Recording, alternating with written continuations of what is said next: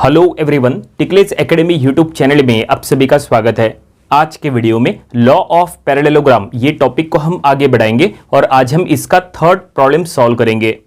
तो देखिए, जो प्रॉब्लम आज हमें स्टडी करना है वो आपके सामने है। क्वेश्चन में क्या लिखा है वो हम पढ़ेंगे। यहां क्वेश्चन में लिखा है find the angle between two equal forces P if their resultant is equal to P/2। तो चलो हम ये प्रॉब्लम सॉल्व करेंगे और ये प्रॉब्लम सॉल्व करने के लिए हम वही फार्मूलेस का यूज करेंगे जो हमने लॉ ऑफ पैरेललोग्राम के फर्स्ट लेक्चर में बताए थे।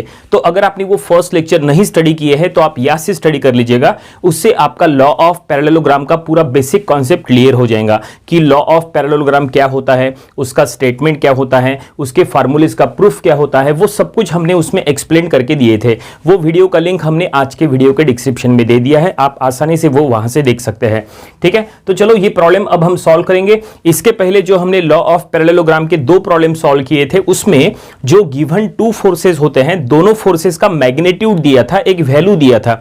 लेकिन यहां पे अगर बात करें तो यहां क्वेश्चन में लिखा है find the angle between two equal forces. यहां पे स्पेशल क्या है, यहां सबसे स्पेशल यह है कि जो दो फोर्सेस है वो दोनों फोर्सेस इक्वल है। देखो यहां पे लिखा हुआ है कि दोनों फोर्सेस इक्वल है और दोनों फोर्सेस का जो मैग्नीट्यूड है वो P है और दोनों का जो रिजल्टेंट है वो भी दिया है और वो in the form of P दिया है जो कि है P/2।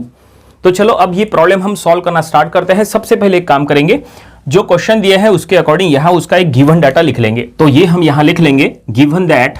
तो क्या दिया हुआ है, गिवन दैट। तो यहां पे दो फोर्सेस है, पहला फोर्स हम लेंगे फोर्स P, तो ये हम लिख लेंगे फोर्स P।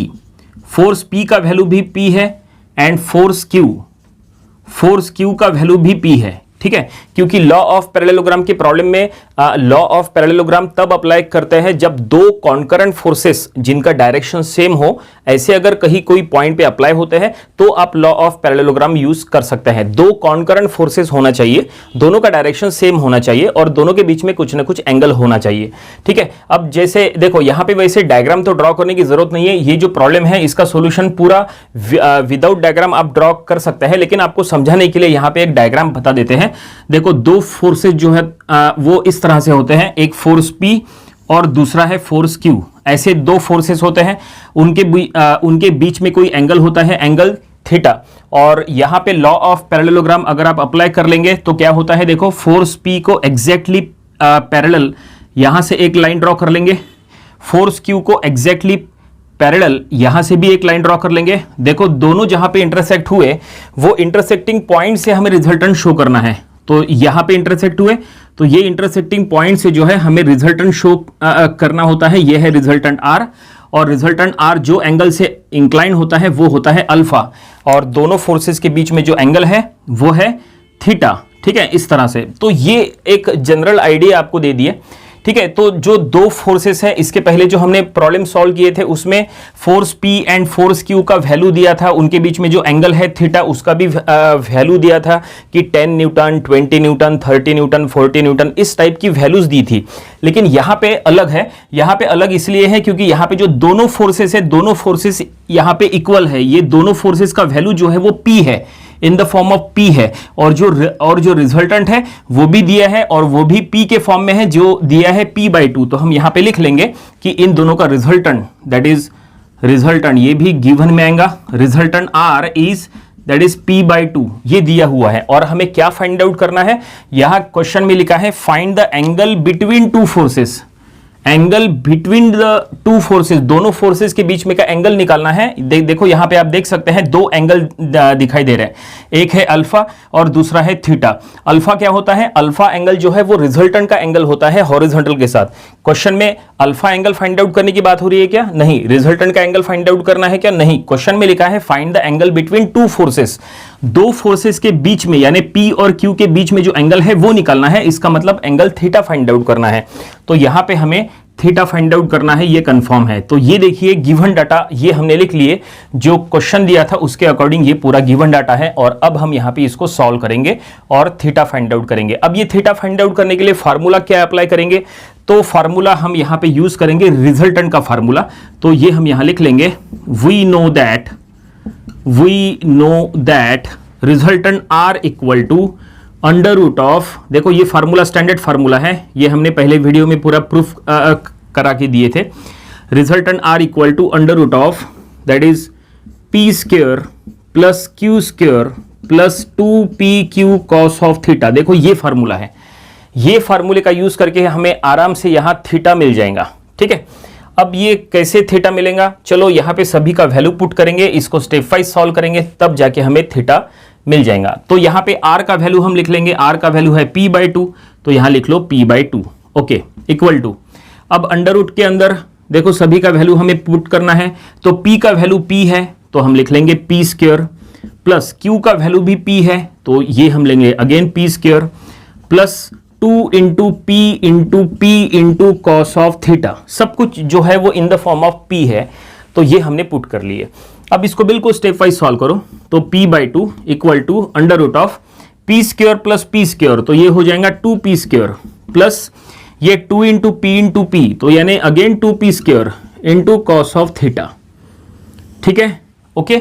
अब एक काम करो, अब यहां पे स्क्योरिंग कर लो, बोथ साइड में स्क्योरिंग कर लो। अगर आप दोनों साइड में स्क्योरिंग करेंगे तो हम कुछ ऐसा लिख लेंगे, स्क्योरिंग बोथ साइड, स्क्योरिंग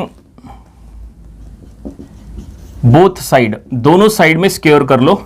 तो लेफ्ट साइड में जब आप स्क्योर कर लेंगे तो p/2 का होल स्क्योर हो जाएगा, दैट इज p स्क्योयर बाय 4, और राइट साइड में जब आप स्क्योर कर लेंगे तो अंडर रूट हट जाएगा, और जो अंडर रूट के अंदर की जो टर्म्स है वो एज इट इज बचेंगी, 2p square plus 2p square cos of theta, इस तरह से। ठीक है, और अब left hand side as it is रखो, p square by 4 equal to, right side में क्या करो, यहाँ पे 2p स्क्वायर यहाँ पे कॉमन ले लो, तो 2p स्क्वायर कॉमन ले लिए तो यहाँ बचा 1 प्लस यहाँ बचा कॉस ऑफ थीटा। ठीक है, अब इससे क्या होगा, देखो इससे ये p स्क्वायर जो है ये कैंसिल हो जाएगा, देखो ये कैंसिल हो गया, और ये जो 2 है जो यहां पे है इसको इधर लेफ्ट हैंड साइड में 4 के साथ मल्टीप्लाई करा दो। ठीक है, इसका मतलब ये डिनोमिनेटर में आ जाएगा यहाँ पे, तो ये हो जाएगा, देखो 2 नीचे आया तो ये हो जाएगा 1/4 इंटू 2 ऐसा। ठीक है, equal to 1 plus cos of theta. समझ में आया क्या, ये जो 2 है उसको हमने इधर शिफ्ट किए तो ये ऐसा हो गया, तो ये इनडायरेक्टली 1/8 हो गया, is equal to 1 plus cos of theta. Okay, और अब यहाँ पे हमें यहाँ पे कॉस थीटा चाहिए, तो एक काम करो, ये जो 1 है इसको इधर शिफ्ट करो, 1 इधर प्लस में है, इधर आके माइनस हो जाएगा, तो ये ऐसा हो जाएगा 1/8 minus 1 equal to cos of theta, इस तरह से। ठीक है, और अब इन दोनों में क्रॉस मल्टीप्लिकेशन करो, तो इन दोनों में क्रॉस मल्टीप्लिकेशन का क्या रिजल्ट होगा, तो ऐसा मल्टीप्लिकेशन माइनस ऐसा मल्टीप्लिकेशन, यानी ऐसा 1 minus 8/8 equal to cos of theta, ऐसा। ठीक है, और अब ये बचेगा -7/8 equal to cos of theta. Okay, और अब फाइनली हमें थीटा फाइंड आउट करना है, तो क्या करो, कॉस को इधर शिफ्ट करो, कॉस ये साइड में शिफ्ट कर लेंगे तो वो हो जाएगा कॉस इनवर्स। तो हम इसको ऐसा लिख लेंगे, theta is equal to cos inverse of -7/8, और अब बस कैलकुलेटर में ये कैलकुलेशन पुट करो तो हमें थीटा मिल जाएगा, तो हम लिख लेंगे कॉस इनवर्स ऑफ -7/8, तो ये आंसर आ चुका है फाइनली, दैट इज 151.044। तो हम लिख लेंगे थीटा कितना आया है, 151.044 डिग्री।